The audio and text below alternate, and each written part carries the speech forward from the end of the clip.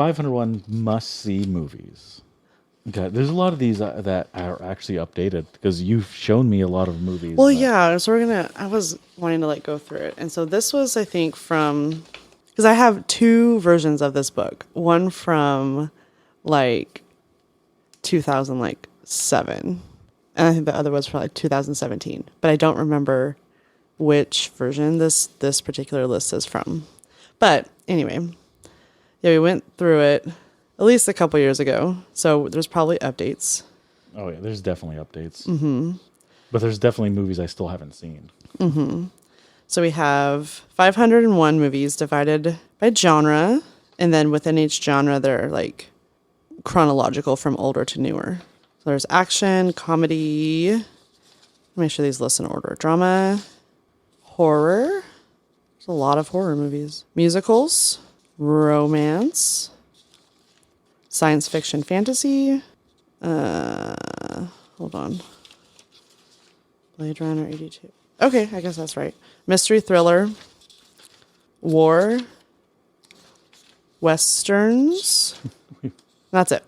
There's a lot of flippin' westerns on this list. And we haven't seen hardly any of them. Because I hate western movies. Like, just I just general rule. Well, I mean, there's some obvious exceptions like Django. I mean, that's barely a western. I would call it a western, but like A Million Days to Die in the West. I've never seen it. You haven't seen it? No. That's barely a western, also. You seriously haven't seen it? No. I thought we had a conversation. Wait, say it again. Which movie? Was it A Million Ways to Die in the West? Oh, the funny one. Yes. Yes. Okay. Like, I heard it as something different. The Seth MacFarlane one. Yes. Yes, I've seen that.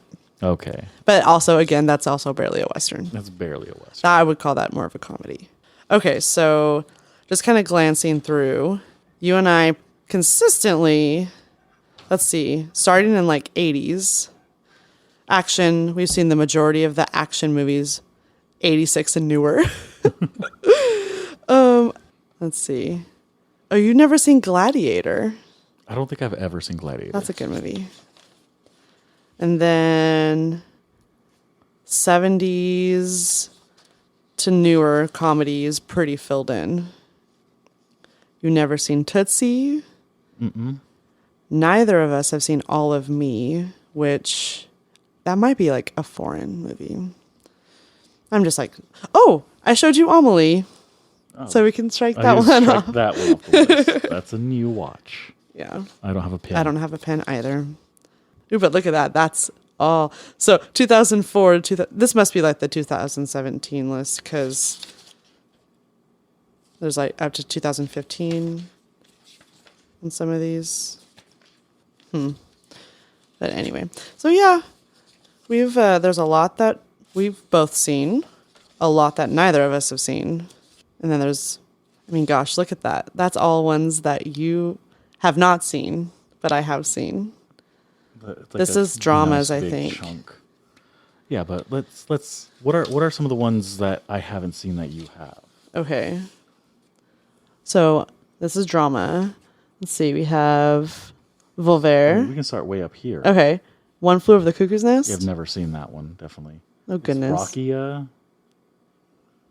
They've classified it as a drama. I guess there's no sports. Movies subgenre in this book. it is technically a drama. What is it called? A drama. A drama. Yeah. I mean, unless there was a category for sports, I think the next up would be drama. Yeah. So All the President's Men, which I was literally just talking about in the parking lot earlier today. Yeah. And I guess you don't know. I don't know. All the President's Men is the story of like Nixon, Watergate. Okay. And the journalists, Howard and Bernstein. That exposed them? Mm-hmm. Robert Redford and Dustin Hoffman. I forget who plays who. I always get them mixed up. But hey, and you're saying like Dick or Pick. Dick was a parody of it. Because like there's a joke, Dustin Hoffman's hair in that movie. He has like big kind of feathery hair. And in Dick, the guy that plays that character, half the movie, he's like fluttering his head around, like messing with his hair. So that's like an inside joke to that movie. But anyway, also here's another. They both start with people typing on typewriters, like that click like typing the date on the typewriter on the page. I forget. There's at least like 4 or 5 scenes that are like exactly the same that they like. They're like shot for shot. Yeah, yeah, because it's a parody of All the President's Men, and a lot of people don't know that. All right, let's see. Well, I haven't seen either of them, so both are lost on me. Oh, that's really sad. Shakespeare in Love. You never seen that one? I think I don't know. I know. You know what? I haven't seen it. You can skip it. I mean, it was good, but I think it got more hype than it deserved. Let's see, Volver, which is Like a Spanish movie. it's a Spanish movie. It's the director that did I'm not going to come up with his name right now. He's done a lot of other good stuff too.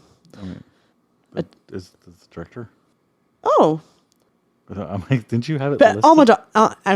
Almodovar. And I'm butchering his name, sorry. But yeah, Pedro Almodovar. He did another really good movie with I can't come up. It's not Benicio del Toro, but it's another like really popular Spanish actor. Called like Love and Death or something like that. I'd have to look it up, the exact title.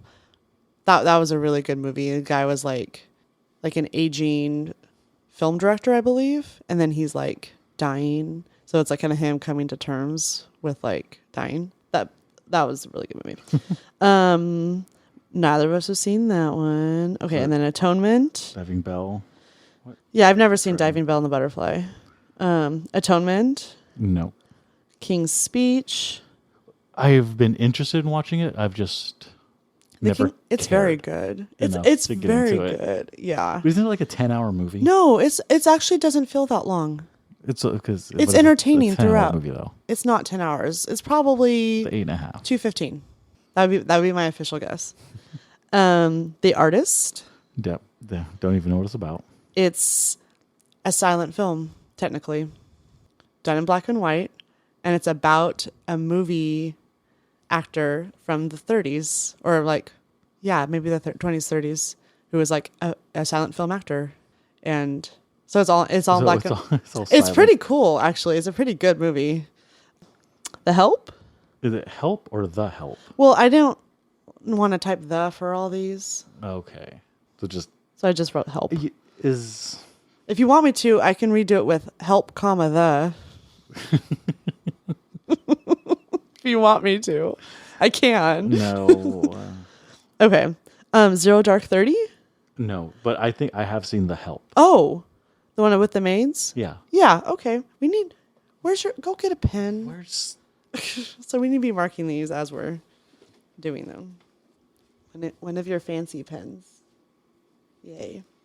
Okay, so I'm marking Amelie back from... Back in the day. Oh, that's still considered a comedy. Wow. Amelie? Amelie's, yeah, I guess so. Okay. I would more put it... Well, it's not an overall romance, so I guess I wouldn't put in the romance. But it's not a drama. No, it's not a drama. So comedy works, I guess. I suppose, for lack of a better category. Mm-hmm. Okay, so you've seen The Help. Zero Dark 30. Mm-mm. That's a great movie. And I would almost put that under the war section. Zero Dark, yeah. No, that's... I'm surprised it's put under... Is it drama? This is drama. It's drama, which is... Okay. But no, I think that should be put under war. Like, literally, it's war, like wartime. They're like... Yeah. Yeah, I know what it's about. I've never seen it. Hawkeye's in it. Dallas Buyers Club. I have not seen it. 12 Years a Slave. Nope. Boyhood. Mm-mm. And The Revenant. I thought we were just talking about that. Did you see that? I'm pretty sure I've seen it. Leonardo DiCaprio with the bear? I think I erred on the side of not watching it because I knew the story well before the movie came out. Mm-hmm. So I'm just very familiar with the story. So I can't remember if I can tell you what happens to the movie based on what the events that actually happened. I mean, unless it veered too far from the story. You know what? I'm pretty sure I did watch it. Let's go and mark that down. I don't know about you. I'm not artificially pumping my numbers here. All right. So yeah, that was just like the second half of drama. Yeah. No, because there's so many on here. We were talking like specifics of how like he was left in the woods, like a guy like saw him and like he left because they Yeah. didn't like him or whatever. I remember Eyebrows was in it. Eyebrows. Yeah. The actor with the eyebrows. You're gonna have to be more specific. No. He was in Henry Cavill, the new Marvel movie. Edward James Olmos. No, the dude who plays Machete. or was it? Yeah, the new Guardians. The golden kid that like came Golden Kid. Black Adam? with. It wasn't in Black Adam. It was in the new Guardians of the Galaxy movie. The Adam. Was his name Adam? I believe his name's Adam. The gold guy? Yeah. And remember, he was the kid from We're the Millers, and he has the eyebrows. We had a whole conversation about this before. Had lots of conversations. Because he has really prominent eyebrows, and he does things like his eyebrows kind of move, like independently from his face and from body. his face and body. Yeah, and then he was even in an interview. And they went rogue and murdered the person interviewing No, him? they were like asking. Oh, he says Eyebrows that on the run. if he Googles eyebrows, pictures of him come up. And he's like, why? He's like, it's like, I just have eyebrows. This is just my face. And then as he's doing it, his eyebrows are doing like crazy shit. And then he's like, oh, they're doing it, huh? That's pretty funny. Now, does he do that consciously? No, or it's like, it's subconsciously? just how his face is. his face. Okay, so we both consistently seen, like, the action section's pretty good. Like, 86 and current. Okay, so you haven't seen Last Emperor, but I haven't seen Crouching Tiger, Hidden Dragon. I watched that in the theaters, not knowing it was subtitled. Oh. And then you, like, cried because you couldn't read. Well, I bought like all this candies and sodas and stuff, and I sat down ready to watch this movie. Just like I'm going to be eating this through the whole. Wait a minute, maybe just the opening scene. They'll speak English eventually, and then I was like, by the end of the movie, I'm like, oh, I took like 2 bites because I was like reading the entire movie. I read the script, Yeah. minus the scene notes. I don't know. I was just not prepared to read a movie. Yeah. Which I'm fine with subtitles. I just like knowing ahead of time when I'm going to be, like reading a book. Mm-hmm. But I guess that's on me. Yeah. It's my fault. What was the next section? So that was drama, and we skipped a couple, but horror. There's a lot of pages. There's a. Oh yeah, there's 500, and that's not even the other books that we got. I can't believe like we took the time to go through all. I think we did all this in one sitting. Well, I think I went home. I brought the book over one time, and I was like, "Oh, let's look through this," and we kind of actually. The book sitting right the over one there. the one right there, that has Post-its. You see the little Post-its Yeah. sticking out of it? We started going through it in the book, and it was, I think we were marking ones that either both of us or one of us had not seen before. And we only got through the action section, and it took us like 3 hours. So we're like, no, this is just taking too much time. So I'm like, I'm going to type up the list. So I think I typed it up when I was quote unquote working from home for COVID and typed it up one day and then brought it over.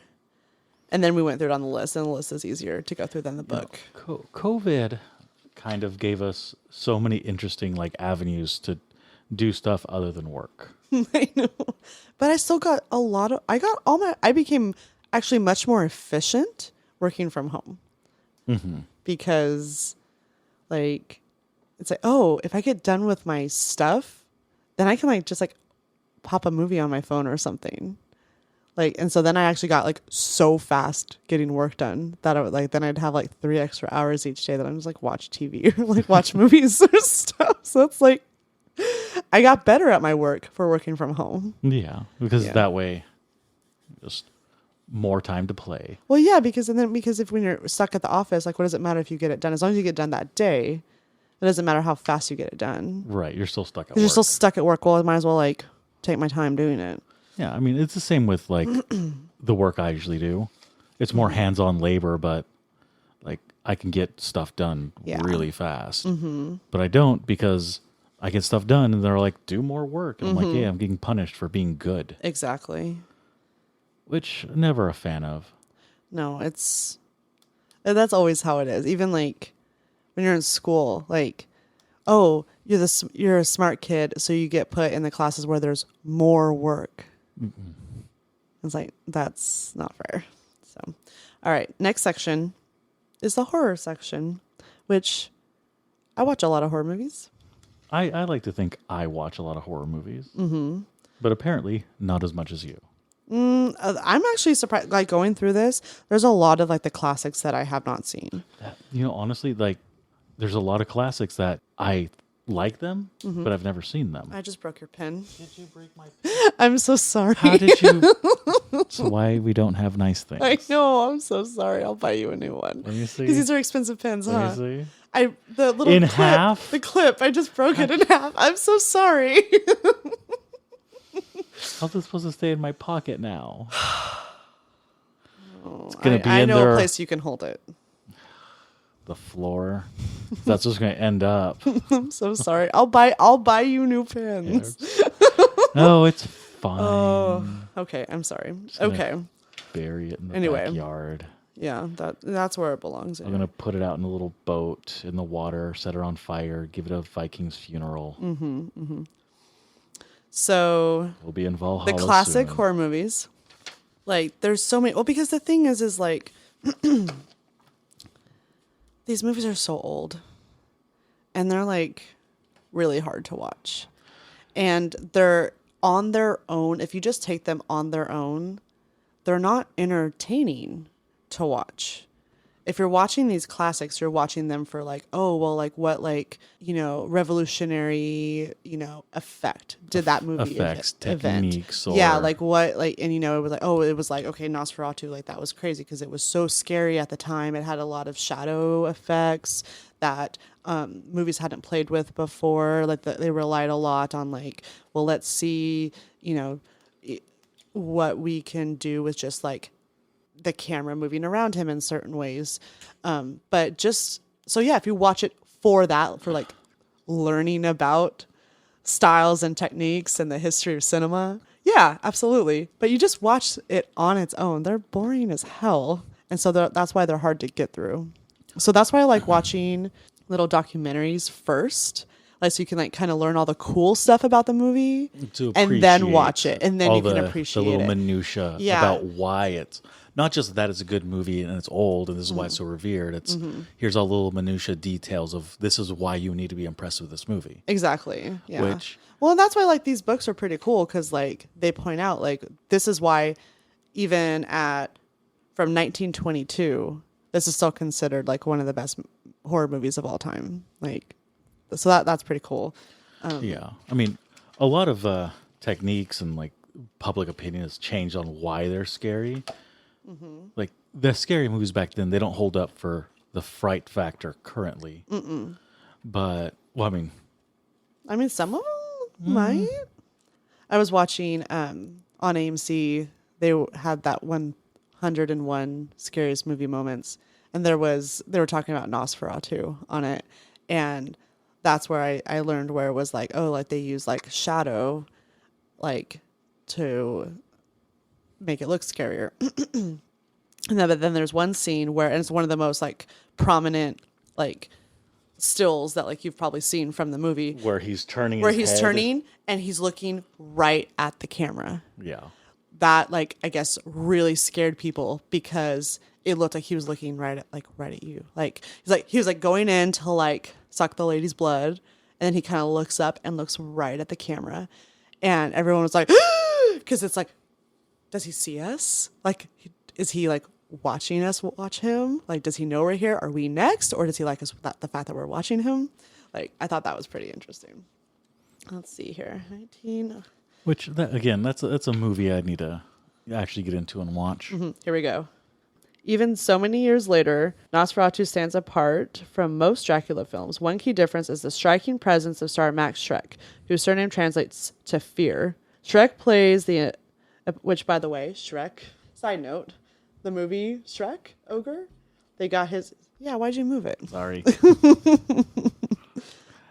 So Shrek, the ogre. His name literally means fear. Oh. That's kind of interesting. He plays the vampire with almost savage-like simplicity. His rodent-like sinister creature of the night is little different from the rats at his command, lurching instinctively toward any sight of blood with barely disguised lust. And what book is that out of? Well, we can talk about it a little later, but it's from the 1001 Movies You Must See Before You Die. So this isn't even from our list. The list was from 501 must-see movies, which I enjoy because it has 500 movies less. That made me feel bad that I haven't seen. But also, like, that one divides them by genre, which I find easy and handy. But this other book, 1001 Movies You Must See Before You Die, has a lot more. And then this one is divided by like decades. So the colors on the sides are like, okay, green is the 70s, pink is the 80s, et cetera, et cetera, et cetera. But yeah, there's just so many movies in here. Let's see what the most recent one, because this is, I think, 21 was when this book was put out. Yeah. So what's the last movie? Nomadland, which was, I think it won Best Picture. Yeah, it won Best Picture that year. Frances McDormand.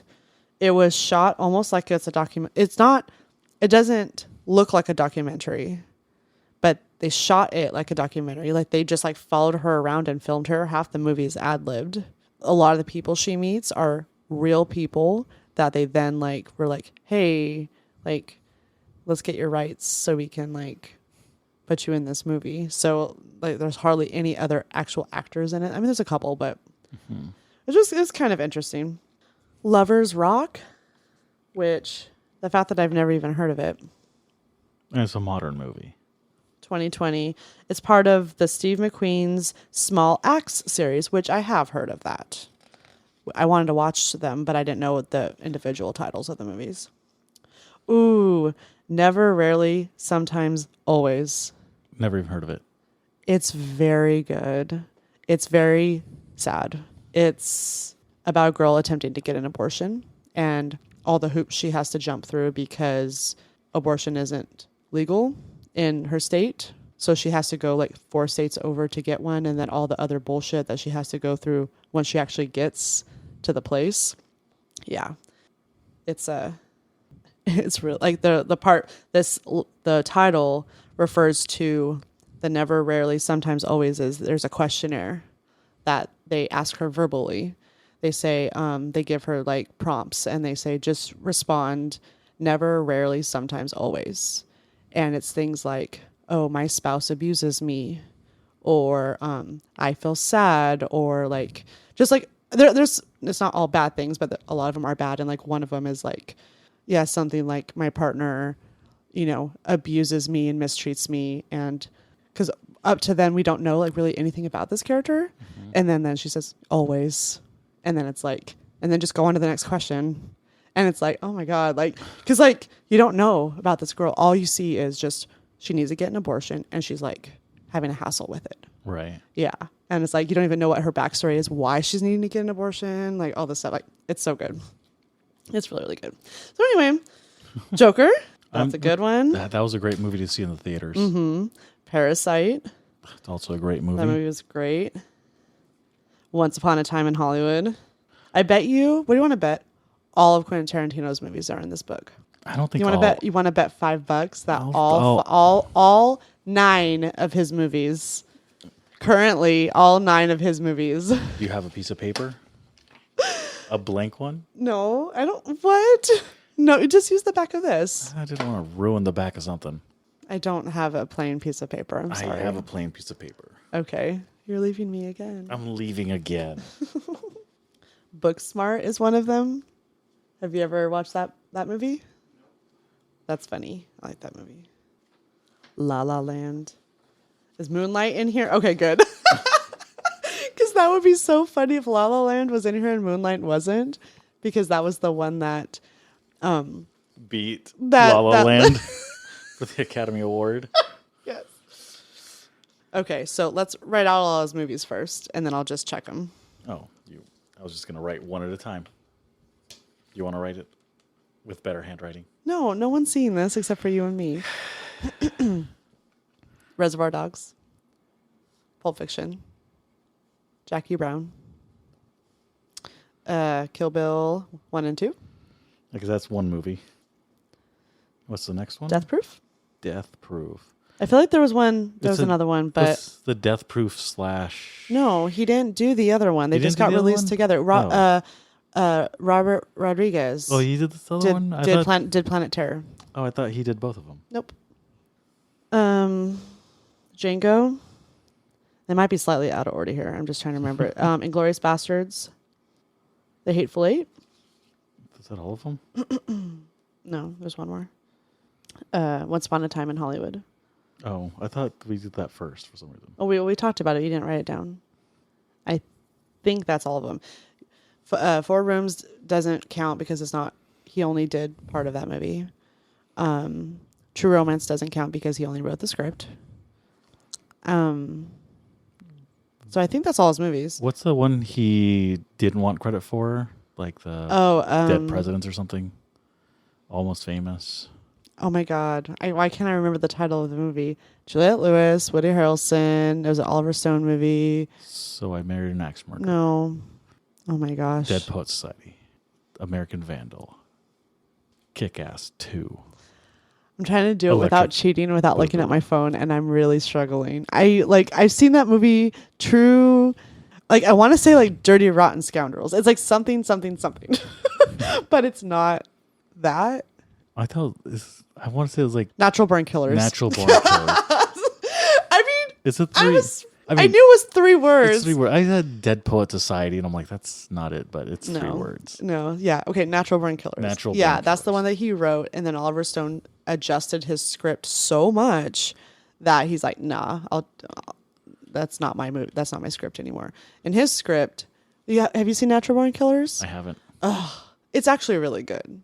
I think the Tarantino version would have been also very interesting, but Oliver Stone changed it to focus more on the 2 killers, and we get their backstory. We find out she was mistreated by her dad, and he was had all these issues and blah blah blah. And then Robert Downey Jr. plays the journalist that is writing, following them and writing all the stories about them.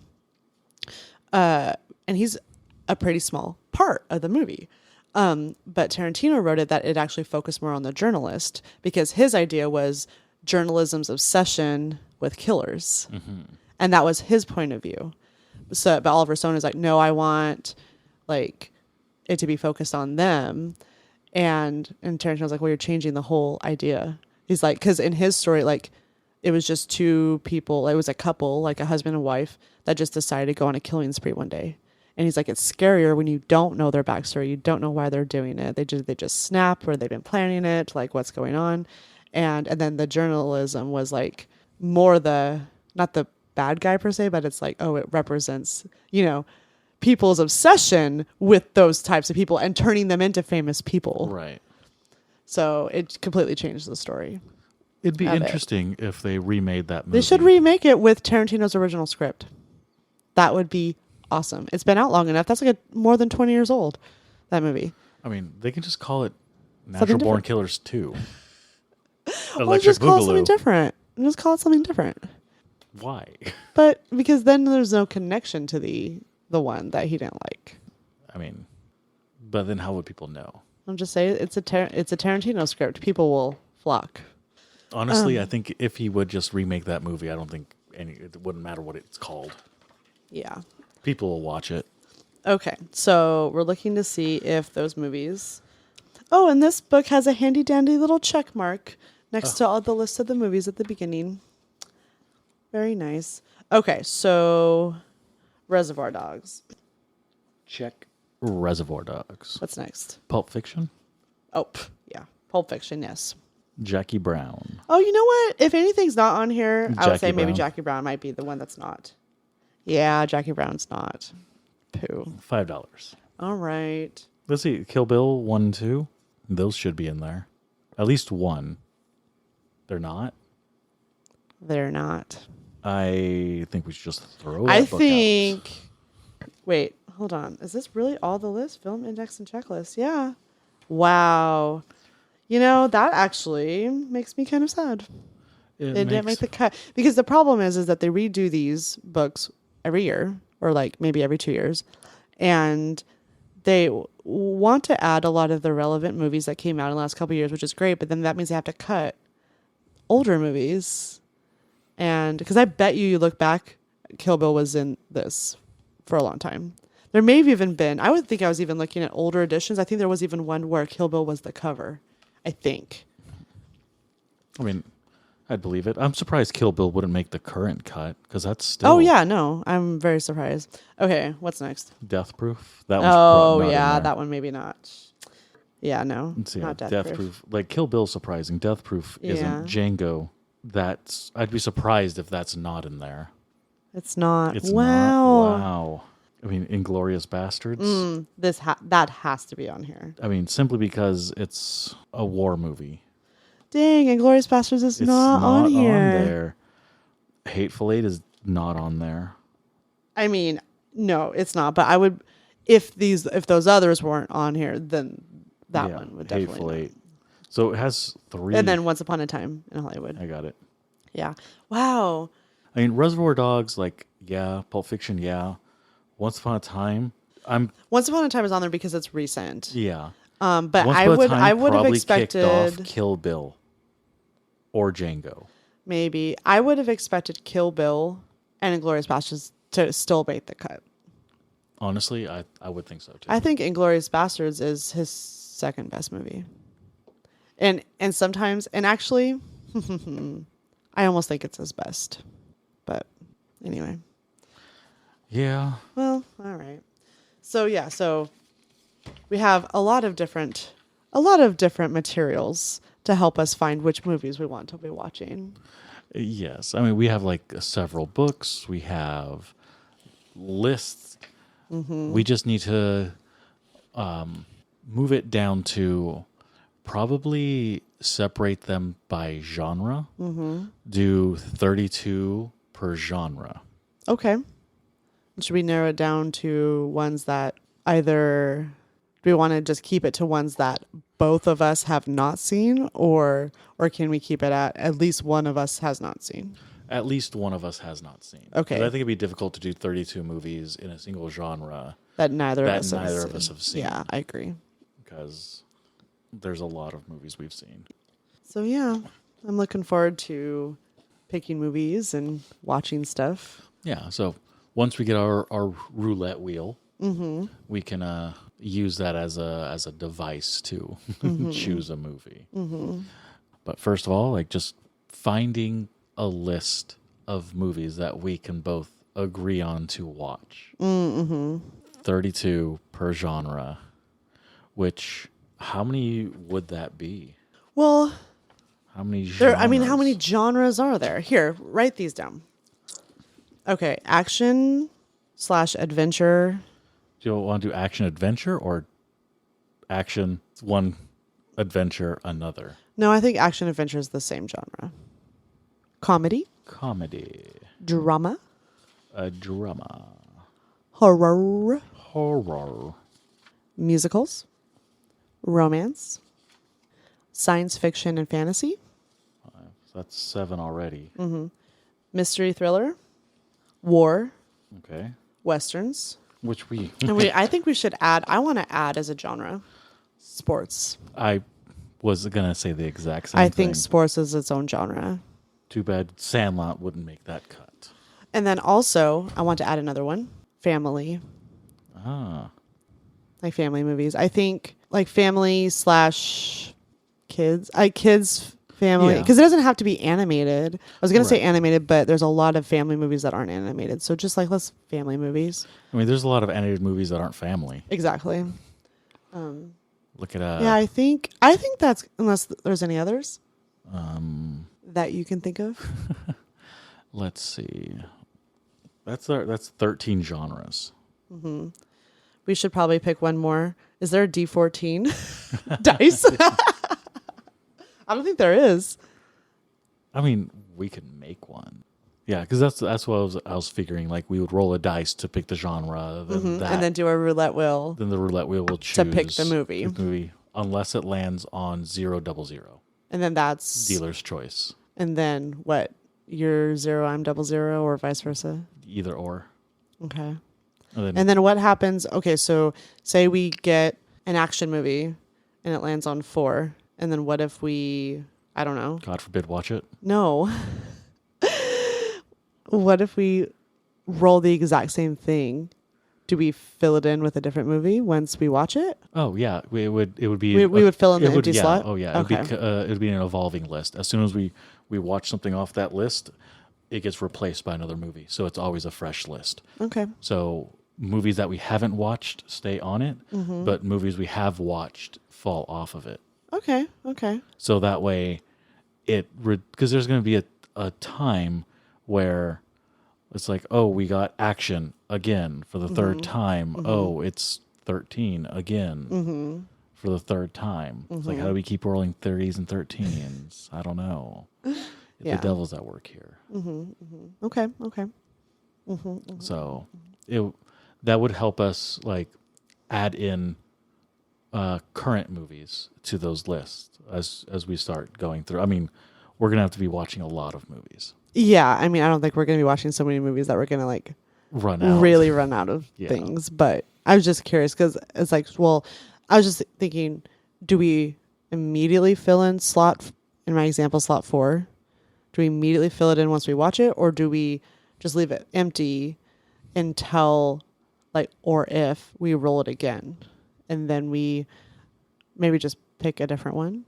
Or do we just automatically fill it in with something else? Well, I'm assuming we're going to have a much larger list. We're going to have like spares per list already. Yeah. Like we're not going to be hurting for movies. It's going to be quite a while before it gets to the point where we don't have a movie to automatically fill in.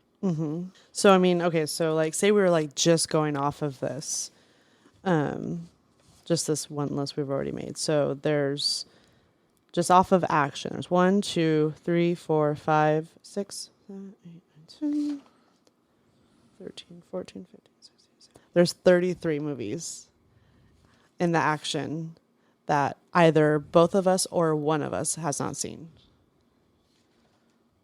Yeah, so it's just off that list. Yeah, unless, I mean, what if there's a movie that we're just like, are we going to force ourselves? What's the purpose of this? I know, it gives us more stuff to discuss. It expands our movie knowledge. But I mean, are we going to force ourselves to watch movies that we really, really, really just don't want to watch? Well, those movies aren't going to make the list. It's all going to be movies that we at least have some sort of interest to want to watch. Because as much... I mean, but then again, on the flip side, it's a movie that, let's say we both don't want to watch, and we watch it, and we could really like it. Yeah, that's true. I mean, it's the whole thing we've always said. Like, you need to always give a movie a chance. Because you can either be swayed by the trailer or what other people have said about it. But, okay, by everybody else's description of the movie The Mist, would you want to watch it? No. Like, everybody hates The Mist. But we both liked it. But we both love that movie. Yeah.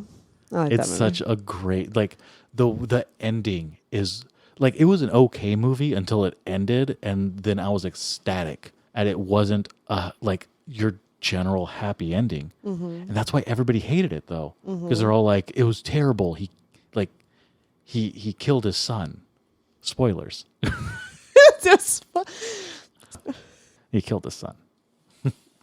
My soundboard isn't plugged in. Oh. He killed his son. Oh. Ow. That is not the right sound clip. Try a different one. He killed his son. He killed his son. He killed his son. And the peasants rejoice. He killed his son.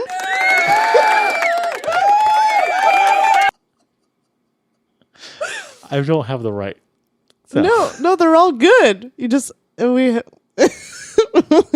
have to find the right one. Is that all of them? There's more. Okay, there's more. He killed his son. Oh, no, I don't like crickets. That's the last one. Okay. He killed his son. I'm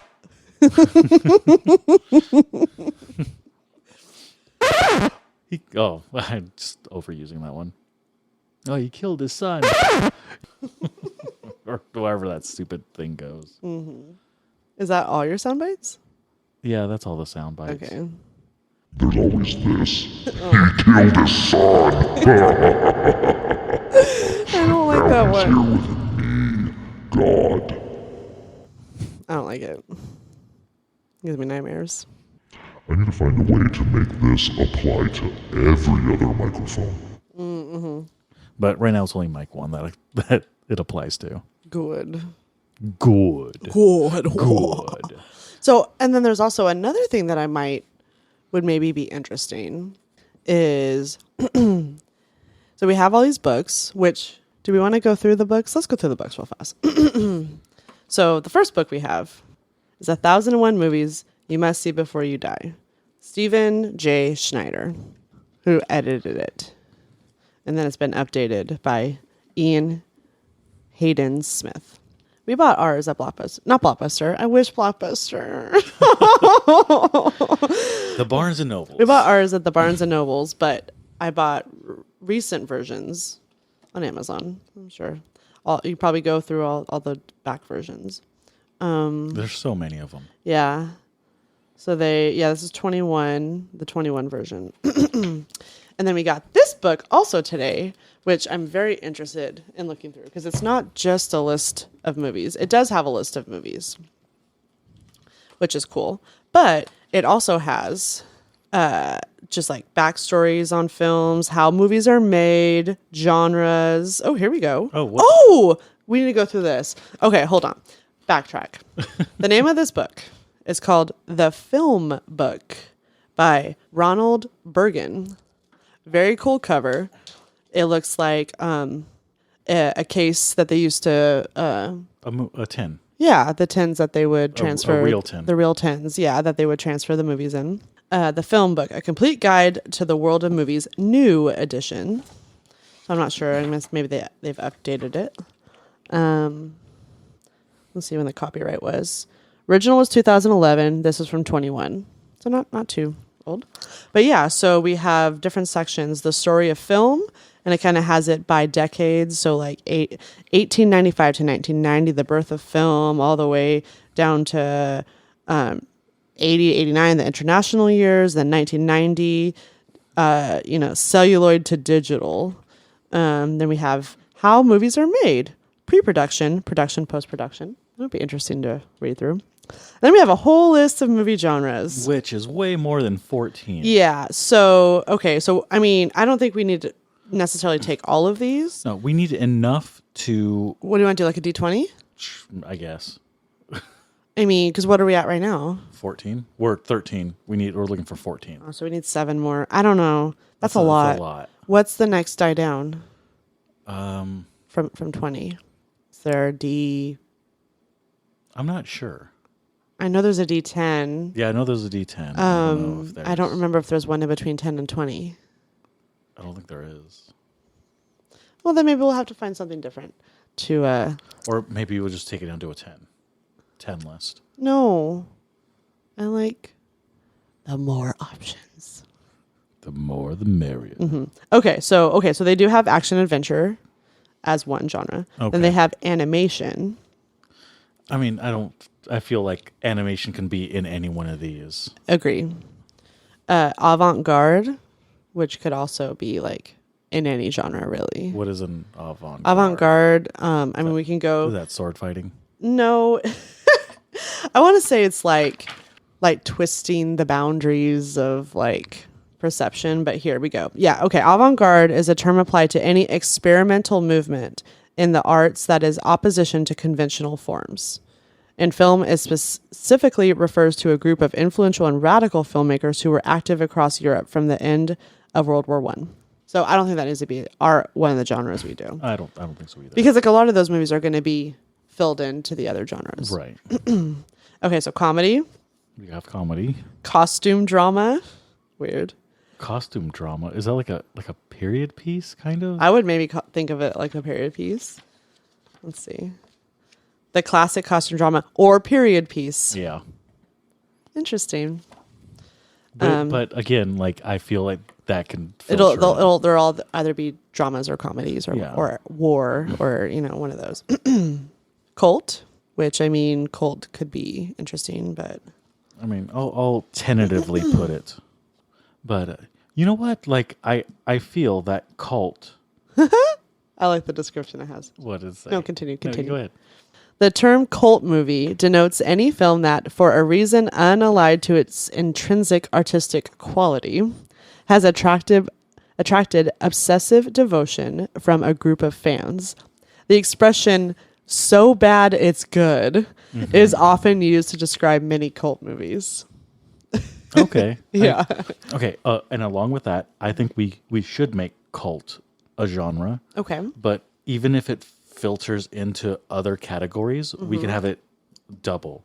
So if it's a cult horror, but if we get cult, it could be any one of like other things in these genres.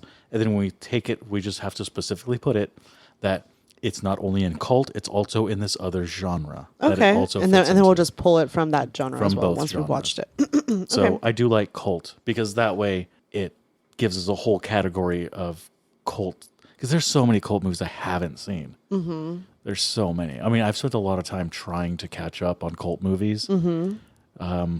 But then I think I hit Requiem for a Dream, and I'm like, no, I'm done. Is Requiem for a Dream a cult movie? I don't know. I was told it was. I watched it, and then I died inside a little. Yeah.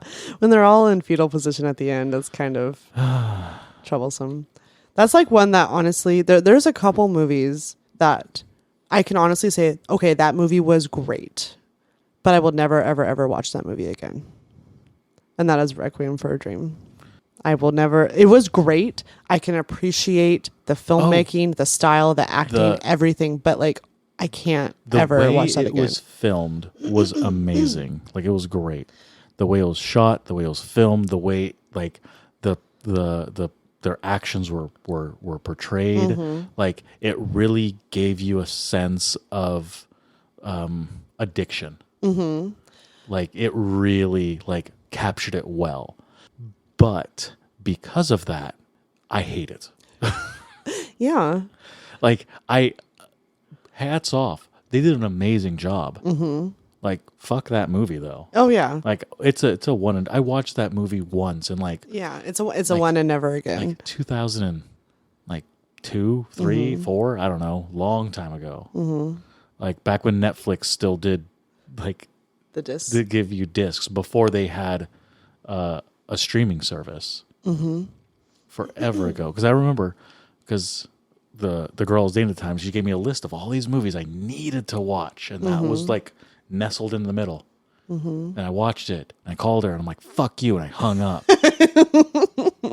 She called back. I didn't answer because I was going to yell at her. Yeah. Because I'm like, no, this movie was way too, like, it would have been better if I was warned. Like, hey, this is a little depressing. Yeah. Like, don't go into this, like, with, like, carefree attitude. Yeah. Like, don't be expecting the best out of people going into this movie. Don't think this movie is a feel good. Yeah. Which, you know, I'm a fan of movies that don't have happy endings. Missed. You know, to bring that up again, one of them. This movie took it 10 times further. Yeah. To where I'm like I'm not rooting for any of these characters at all. Yeah. I hate them all. Yeah. Well, it was just, and I watched it because it was actually, I took, I forget the exact title of the class, but it was like a film class in college. and we were doing, it was like the section of, we got to editing, and that was the movie that the professor had picked to portray like, or to showcase, fantastic editing in a film. And so we were really only watching it for the editing. I mean, we watched it, but she was like, focus on, the how long the takes are versus how short the takes are. And there's a lot of really, really, really short takes in that movie versus long takes. That's like a lot of these other directors do. But that helps to add to that, where you feel like you're high because it's boom, boom, boom, boom, boom, boom, boom, boom, boom, boom, boom. Change, like and every second. Yeah. And then so literally like because we watched it actually in class, so like we didn't have to like watch it as homework or anything. And I remember we actually stopped it. There was still like 30-40 minutes left of the movie when it was like the class was ready to be over, and she's like, okay, we'll finish it next class. And like she said, she turned on the lights and all of us were like are sitting there going like, oh my God. And she's like, oh, are you guys okay? Because like most of us hadn't seen the movie before. And she's like, oh, maybe. And we're like, yeah, like you maybe could have warned us a little bit on this one. Like, and most of us were like, it wasn't like it was like a scene. It was like, we were all like freshmen and sophomores. And so we're like 18 or 19 years old. Like, we don't know the world. I mean, like we didn't know. Like, if you're going to show like high school kids or like young college kids, a movie of like, hey, stay away from drugs. Yeah. That's the movie. Oh, yeah. You show, because that, like you're saying, all that doesn't glorify the lifestyle at all. No, like talking about like the way it's cut and edited together, the way it jump cuts from like when the character turn, like every turn, like it makes it feel so claustrophobic. Yeah, and like it really like increases your anxiety. Makes you want to stop watching the movie. Yeah. I couldn't imagine being in the theaters. Oh yeah, watching this movie. Mm-hmm. What did impress me of the movie is something that every other movie steals or show steals from it when something like happens. Because that's the first movie I ever remember seeing, like when like they shoot up, like it goes like molecule, like, and it like beakers fill up, and like it does like the progression of like things. It's like oh, this stuff happens, like your blood like boils, or this and this, and it jump cuts to different things, and it goes to like the pupil and like dilating, and then like it zooms out real fast. That might be the first instance of that in a film, and that's totally used. That's become like it's a trope. Like yeah, exactly. It's a trope at this point. And I'm pretty sure that was the first time it was used. I'd have to double check. We'd have to double check. But yeah, that, I mean, I don't remember seeing it in anything before that. Cartoons spoof it. And it, like, I remember when I saw that, and I'm like, I've seen this before. Like, the whole thing. I'm like, I love it. But I'm like, I'm pretty sure they all stole it from this movie. But if it happened, like, far before, I'm like, I'm obviously not educated enough to know every movie. Yeah. I mean, you could look it up and see, like, if the director's like, oh, yeah, this, like, one random movie from, like, Germany. Like, I saw something similar to that and, like, inspired me to do it. Like, that may have been the case, but... Yeah. Okay, so this is... We did Cult. Disaster movie, which I think that would be considered action. Yeah. Action adventure.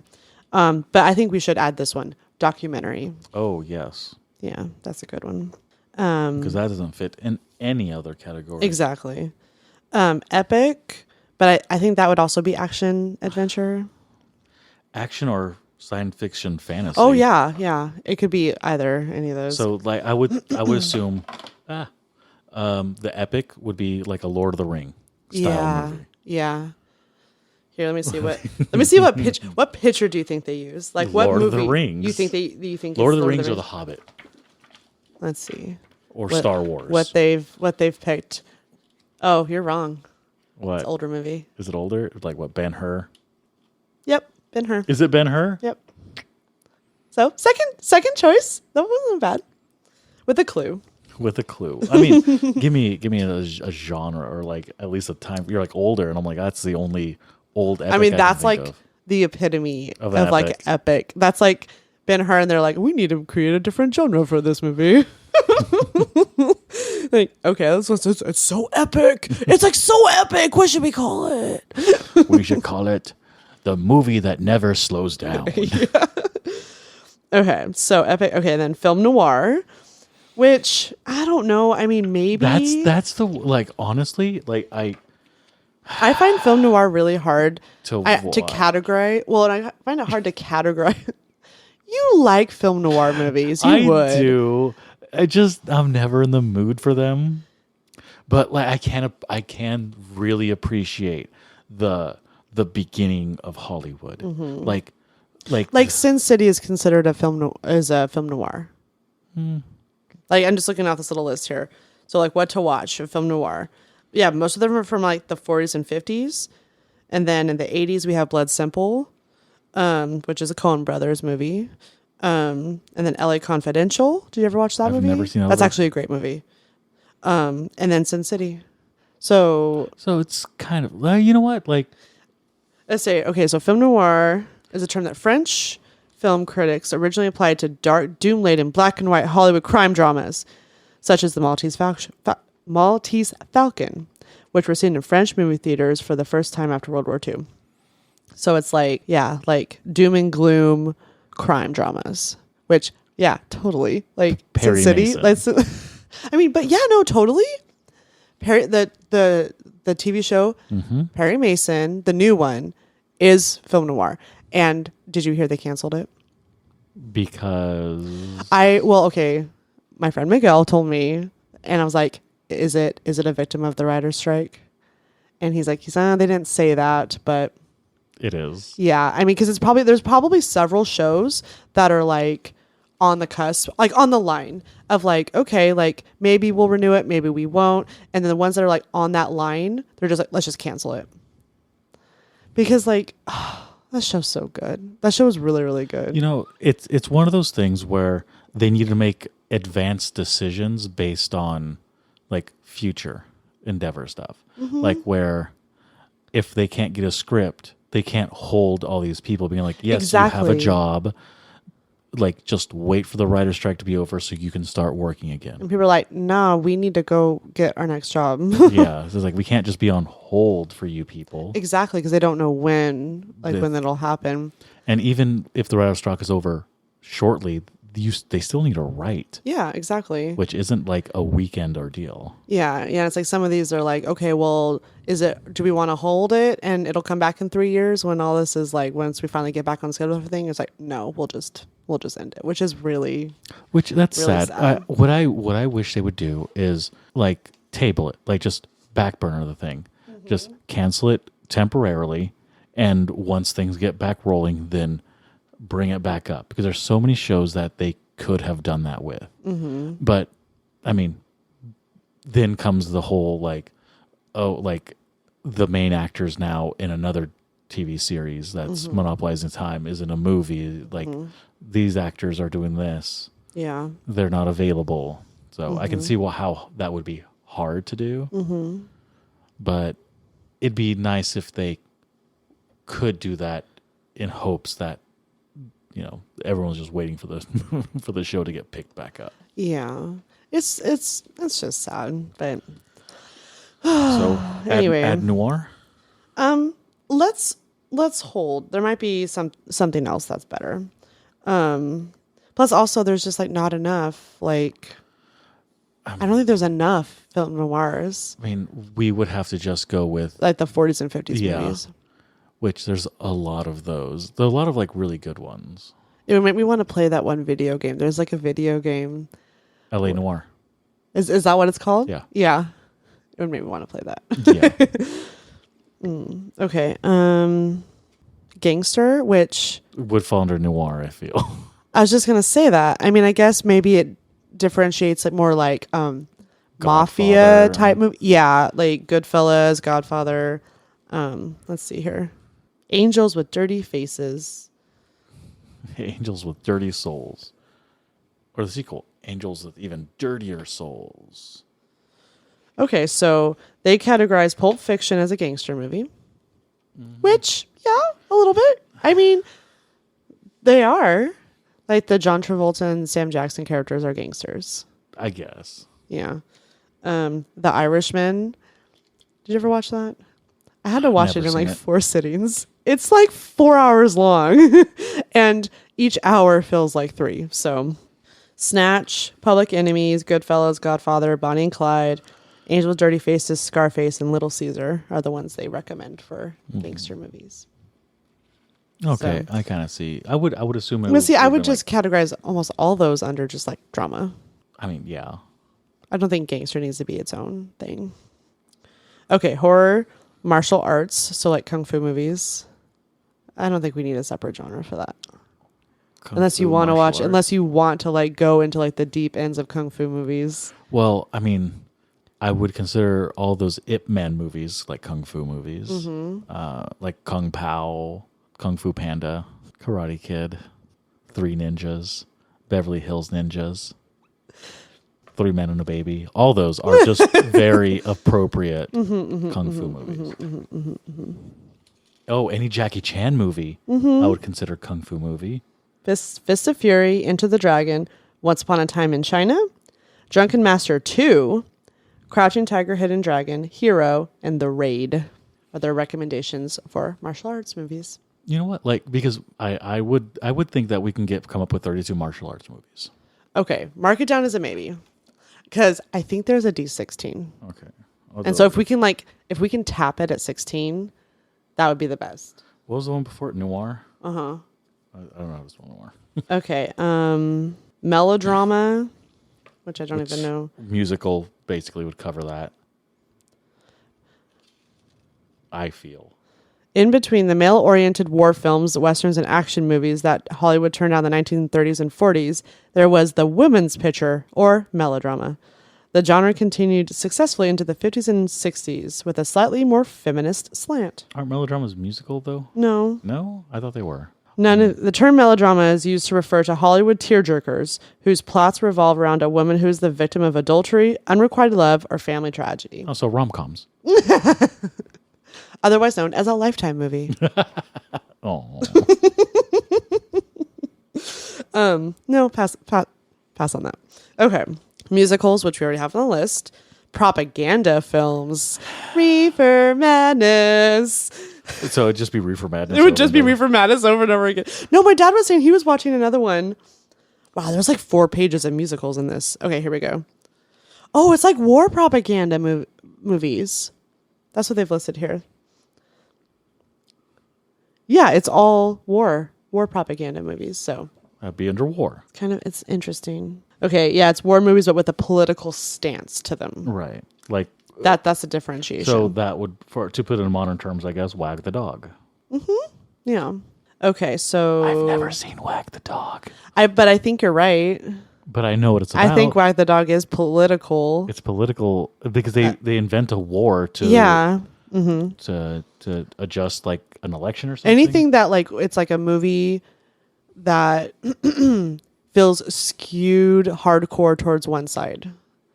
Was I really loud just now? No. Oh, you responded like I was hurting your ears. No, I was going to get up Oh, okay. to get my phone to see what kind of dice there are. Get my phone too. What? I don't know where your phone's at. Please, I think it's on the couch right there. All right, and then the next one is science fiction and fantasy, which is already on the list.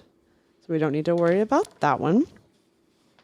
And then the next is a cereal, like Captain Breakfast Crunch cereal. and Snap Crackle Pop. So it's and a all whole these. movie on Kellogg's. Just every single possible This is basically like before TV was made. cereal. The serial was a multi-episode, usually action-adventure film. It was shown in movie theaters in weekly installments, and each chapter ended on a cliffhanger. It is the only obsolete cinematic genre, though some of its features are evident in, obviously television, soap operas, and miniseries. Right. So that's okay. Miniseries basically with the But yeah, once TV was invented, they didn't do them in movie theaters anymore. That's interesting. well, I mean, because you didn't need to. They just moved to Yeah. television. All right, and then series. So a series of sequels like The Godfather Part 2, Star Wars, Indiana Jones, Spider-Man. Fast and Furious. Oh yeah, totally. I mean, Harry Potter, Lord of the Rings, James Bond, teen movies. I mean, I almost want to put that in its own genre because there's so many good ones, but I guess they'd fall into like comedy or dramas probably. Yeah, they could easily fall into comedy, dramas, or actions. What teen movie would be in an action? Agent Cody Banks. Oh, that's like a child's. Air Bud. Air Bud was a teenager. Thriller, we already have that. Underground. It applied to experimental filmmaking, which was rooted in the European avant-garde, but was strongly connected to the American beat movement that emerged at the time. And then war and westerns. Is that all of them? Yeah, so if we can get it, I think there's, I feel like there's got to be something in between the D10 and the D20. There is. It's a 12. And then that's it? Yeah. 4, 6, I 8, could have sworn 10, there was a 12, D16. and 20. So, I mean, we could roll 2 D8s. I mean, that we couldn't get one. That's true. Well, don't the D8s have a 0? No, they don't have a 0 on them. You're okay. So the lowest we could get is 2. Well, poop. Okay, if we add martial arts, whatever, and Film noir. noir, that leaves us with 3 more. So if we do teen, we have documentaries. I mean, we could do period pieces. Oh, biopic. I totally skipped over that. Oh, that could be I very skipped, I skipped easily. right over it. It's And then I don't know what else you would want to do. Do you know of any other genres that like maybe a subgenre of one of those but are big enough now? I mean, because there's horror, but then like could horror split off into 2 things? You know, I was thinking about that. Because like maybe like supernatural horror and then like paranormal horror versus like slasher type horror, something like that. Like something that has like, you know, ghosts, demons, something that's not real versus just like a guy running around and killing people or, you know, something like that. Because there's enough movies of each category. There's probably, I couldn't even guess which one has more, the slashers or paranormal or... I think that it was pretty, it was back in the 80s, it'd be slashers. Oh, yeah. Slashers. Well, I mean, that's, you know, that's easy to say, but like... I mean, Nosferatu, that'd be like a creature feature. Yeah, so like, okay, but like what would you classify Nosferatu as? I mean, horror? Yeah, like, but I mean, split into... If we're going to split horror, like, would you put that under regular horror or under like paranormal horror? I would say paranormal because it's a vampire. They don't exist. Okay. Murderers and slashers exist. I've yet to meet a vampire. That you know of. Renfield. Look, speaking of Dracula, that's a different Dracula. Look how, that one doesn't look nearly as scary as the Nosferatu one. No, Nosferatu looks creepy as hell. That's much newer too. Yeah, this is 30 versus like the one was what, like 15 or something like that? I don't know. 22. Foreign? You want to do a separate foreign section? We can do a separate foreign section because that's... Why don't we do that? Yeah, that'll give us a chance to say that we're, you know, inclusive. It's not that, but it's just maybe so anything that's Any one of these genres can be any one of foreign. these genres, but if it's in, I mean, what are we considering foreign? Just not American made, or are we talking Just not American made. Not American made. So That's it. even if it's in Canadian land. so even if it's a Canadian movie would be a foreign film. I would say it would be a foreign. I mean, it would have to be made, produced. So we're not thinking it's a foreign language film. It would. It's not. I mean, Because there's movies that are produced here in America that are in Spanish, French, Korean, like a whole bunch of others. But those would be still American because they're American made versus a movie that was made in England. I think we need to do foreign language film. foreign language film. Yeah.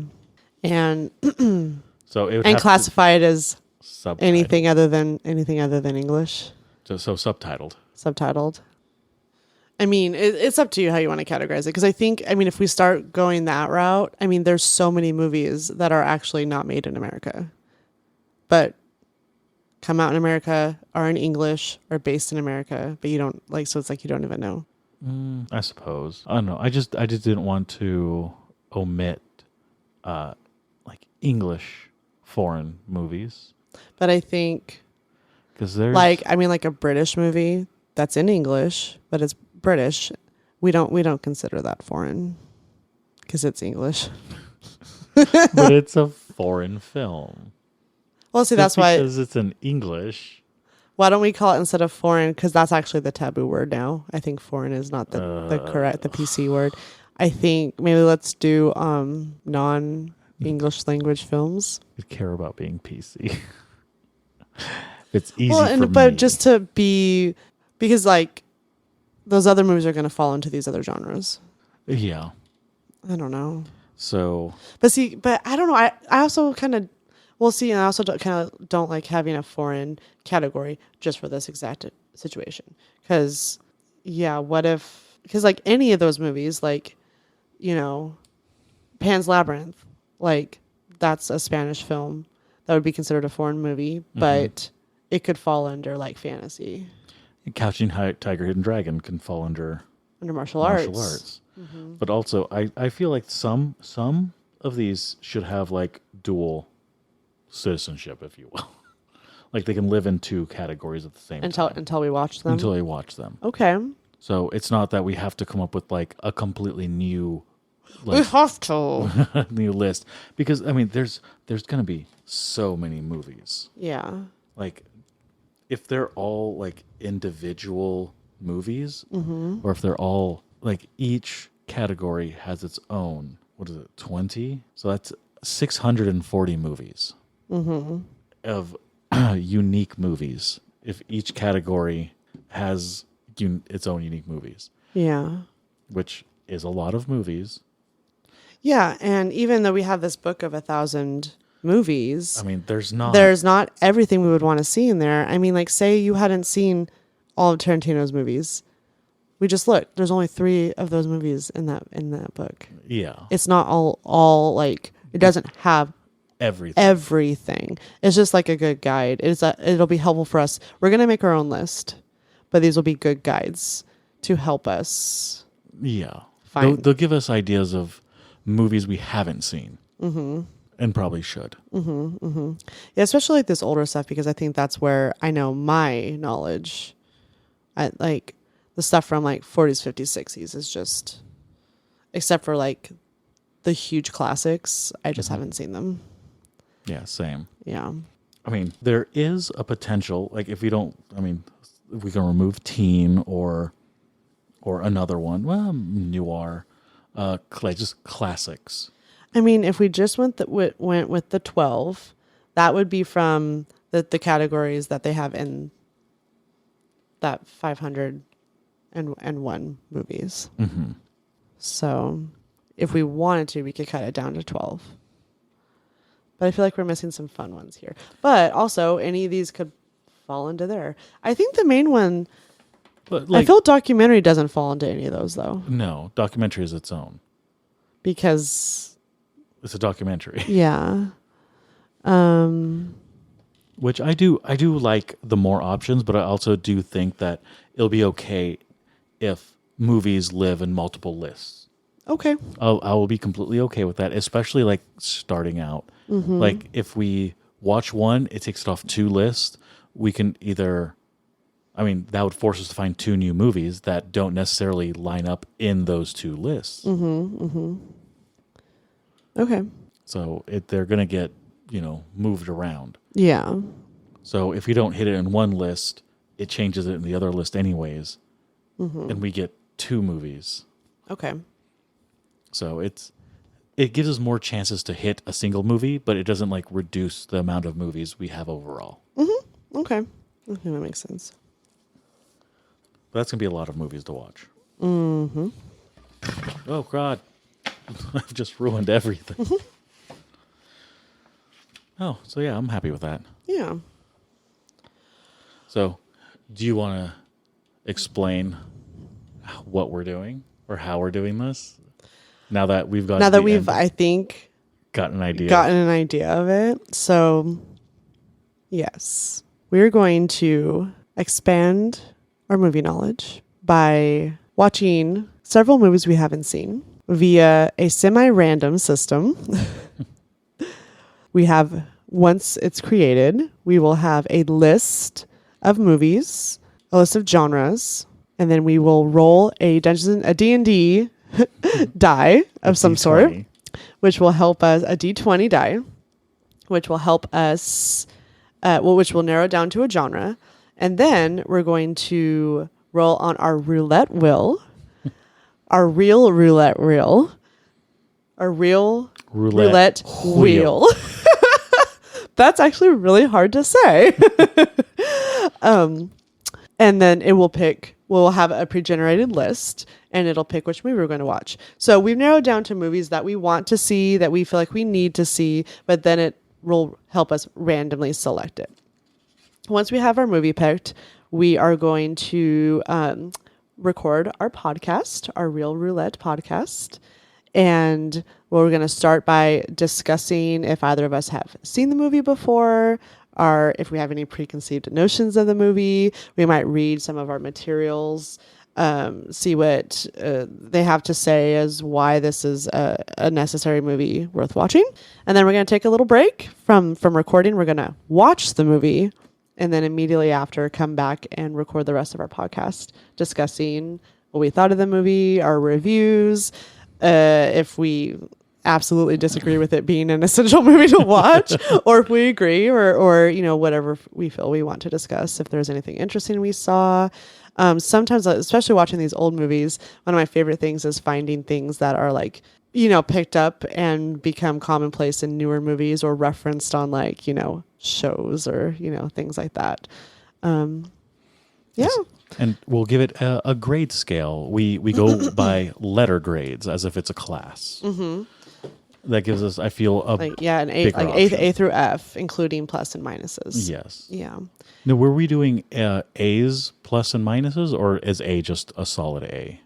That's one thing. No, A can get there can be an A plus. I mean, that means that's like the best movie you've ever seen. Right. You know? Like, but F is just you can get an F plus. I thought we're okay. You can get an F plus but you can't go F minus. F is the lowest. Okay. I mean, F minus would have to be really bad. I mean, F minus would mean I watched 10 minutes of it and stopped it. We didn't finish but it. I couldn't even finish it. It was an incomplete. Like literally, it's an incomplete. Yeah. So that would be another grade on there. We would grade it like an I if we legitimately could not get through it. It's like, oh my God, this is so bad. I can't imagine wasting another hour of my time on this movie. That would be an incomplete. Which it's hard. I mean. Oh yeah, because I give everything, because what if a movie is terrible, but then like the last 30 minutes switches and has like a crazy cool ending that makes up for the rest of the movie? Like, you never know. I mean, it happens. and it's gone opposite ways too. There's been movies where I loved it the first 75% of the movie, and then the ending is like, oh my God, that legitimately ruined the rest of the movie. Yeah. And so I guarantee you every one of those endings were producer meddling. They're all like, I don't understand. Like, it needs to be a happy ending. Mm-hmm. You need to have this. American audiences want this, which they probably do, but it literally makes no sense. Yeah. There's some movies where I've told people, I'm like, watch this movie, and when this happens, turn the movie off. For you, that's where the movie ends. Do not watch anymore. Do not let curiosity get the best of you, and this will be an amazing movie. Yeah. That reminds me of the episode of Friends where they found out Phoebe had never seen the ending of like most childhood movies. Oh yeah, like Old Yeller. Yeah, because her mom didn't want her to get sad, so she would turn it off before the bad stuff happened. Like before, I was like, "Oh, Bambi," and then like before the mom gets killed, she would turn it off, or like she would end the movie, like the Sound of Music movie, before the Nazis show up. I mean, it's a legitimate like thing. Like it can completely drastically change your perspective of movies not finishing them. Mm-hmm, mm-hmm. Like I wish I could remember what movies I've told people to watch and stop at certain times. Mm-hmm. And every time nobody ever listens, and they're like, I just kept watching and I hate the movie. I'm like, you could have been saved.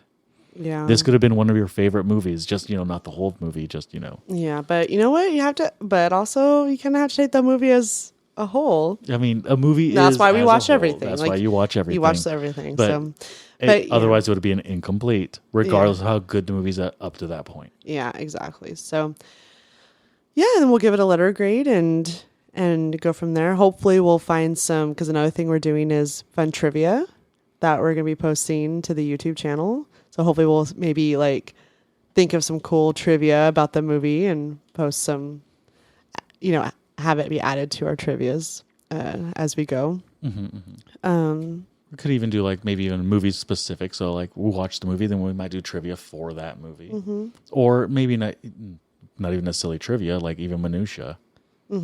Just like some cool stuff. Let's do just cool stuff we noticed. Like this was interesting to us. Like whether or not, I mean, I'm sure a lot of people know that stuff already, but it's like, oh well, but like we thought it was cool. Yeah.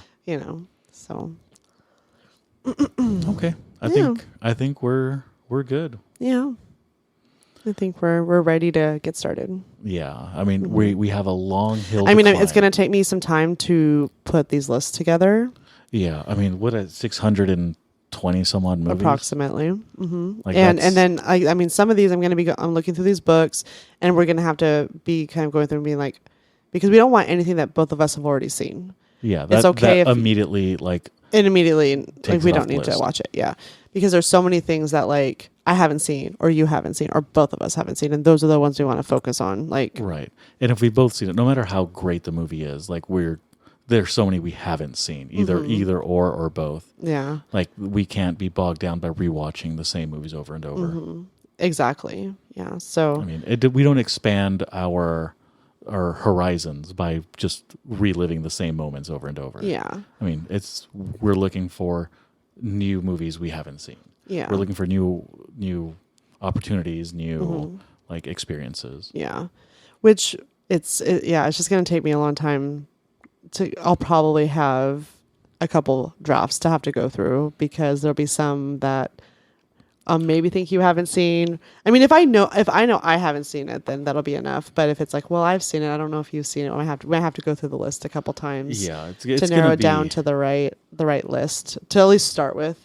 Yeah, I mean, we'll have to just organize everything by genre. Yeah, and then we'll go through genre lists. Yeah, and then we strike out and add. Yeah, as we go. And we'll also have to take into consideration like how we're going to view all these movies. I mean, a lot of them are available via streaming services, but some aren't.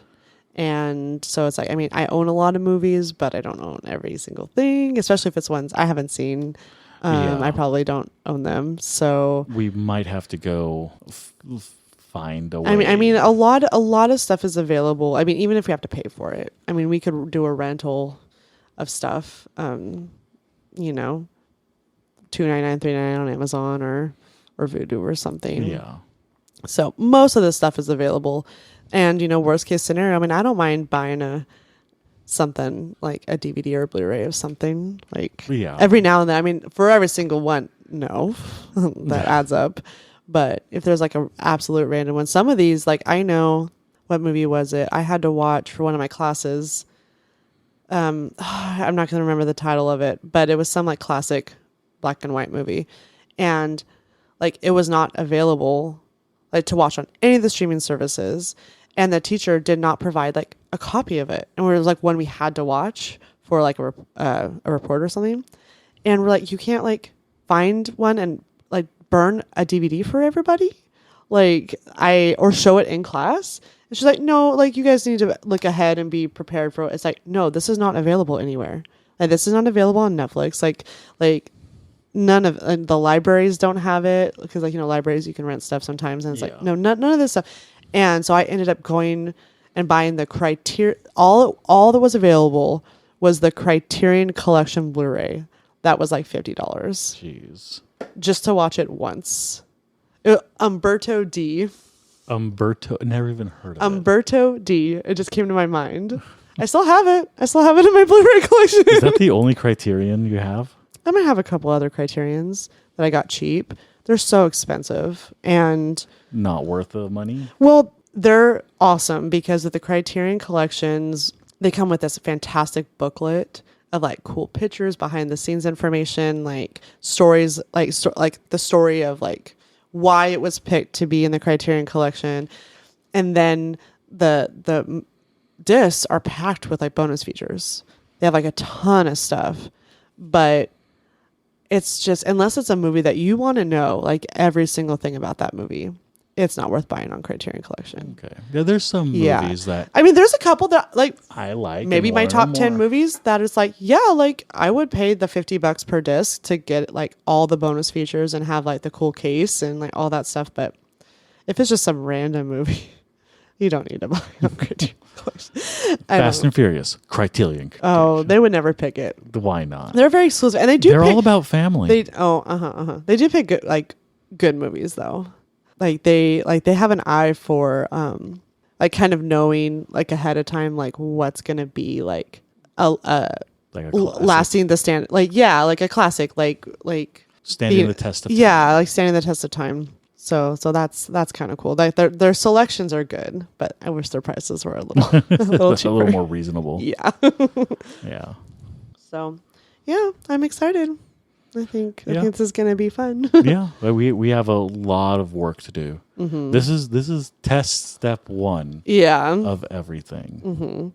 Yeah, I'll get like a draft of the list started, and then we can do another test one and go through the list. Yeah. That could be like Another episode yeah, of just going through the list of what we've picked. yeah, and just be like, Or what you well, yeah, or at least what I've kind of narrowed them down to, and then just make sure that one, like, it fits all our it criteria.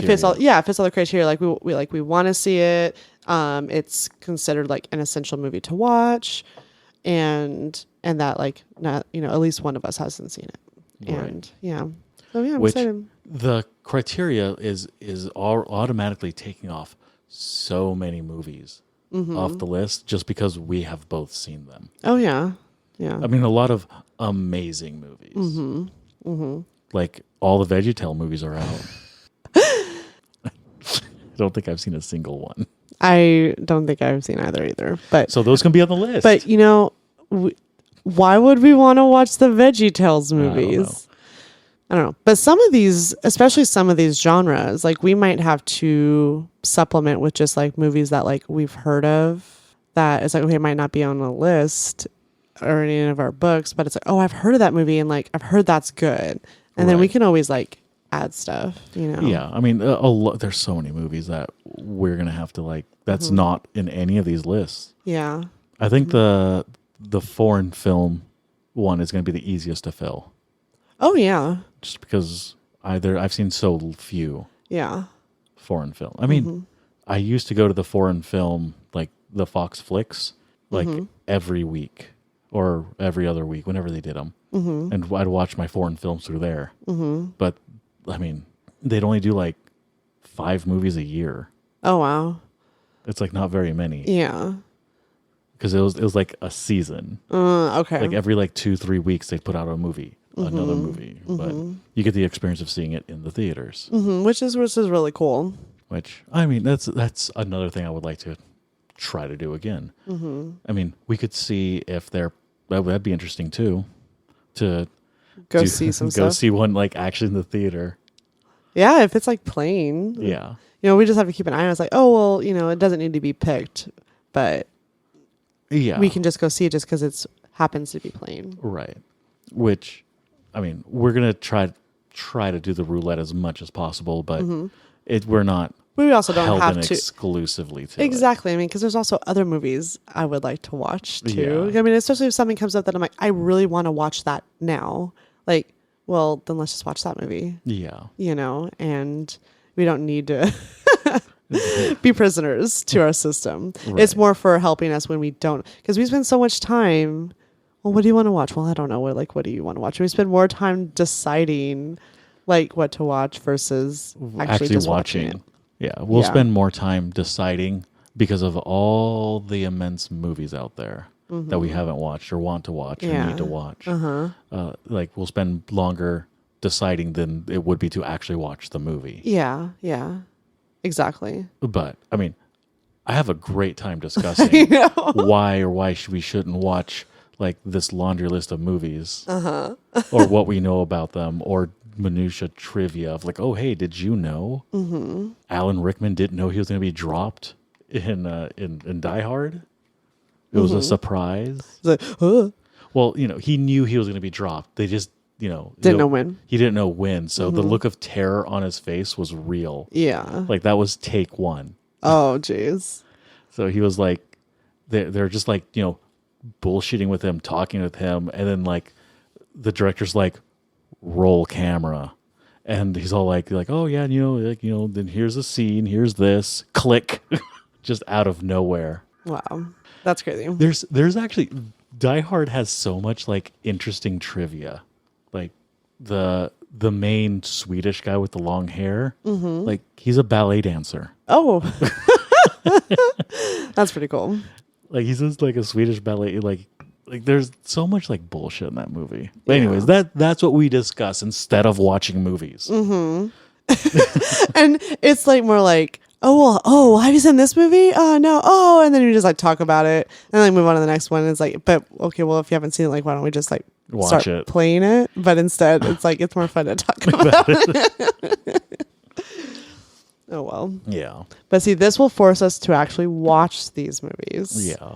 Yeah. And then and then talk about them at length. yeah, and then what we'll need to start doing too, since you suck at remembering actors, we're gonna have to like start like remembering the actors that are in this movie. Oh yeah, well, or in the movies that we watch. I'm gonna have my laptop up, and I'll have information on my laptop so I can quick with pictures and like doodles like a child, so I can remember faces and names of people that are actually in it or what they have been in previously. It's like I'm almost gonna do show prep. Which is new to me. Like show prep. Show prep, what's that? But we don't know what movie we're going to be watching ahead of time. No, but like after we watch the movie. Okay. Like beforehand, it's going to be like blind mice. Like I'm not going to know an actor's name from like A Hole in the Ground or what they were in, what they did do. But afterwards, I'm going to look like a genius. All of a sudden, I'm going to know exactly what they've been in, their whole filmography, their children's names. The important stuff. Oh, yeah, the important stuff. Where they keep their socks, if they arrange them by color, size, or if they roll them or fold them. I just stuff them all in the drawer. I roll them. My drawer is so tiny that like I don't have... How tiny is it? It's so tiny that I don't have room to roll or fold. Yay. I wish we had like a laughing or like clapping sound bite. Yeah. There, that makes me feel happy. All right. I think we're good. Yeah. Well, thank you all for listening and staying. If you stayed this long, hopefully you enjoy. If you stayed this long, you'll enjoy listening to people talk about movies as much as we like talking about movies. And this was just like the introductory. Like we're just figuring out what we're doing, how we're going to be doing it, and everything. Yeah. By the way, we haven't introduced ourselves. If anyone's actually listening to this, Nobody's listening to this. Maybe they are. Maybe. My name's Bambushka Cleary. And I'm Robert Winkman. Fine. People don't get to know our names. Nope. We'll be incognito. Incognitus. Incognitus Maximus. There we go. All right. All right. Bye. Bye. Okay, we're done. It stopped recording. No, we're done. I stopped. Why are you looking at me like that? It's over. I've stopped.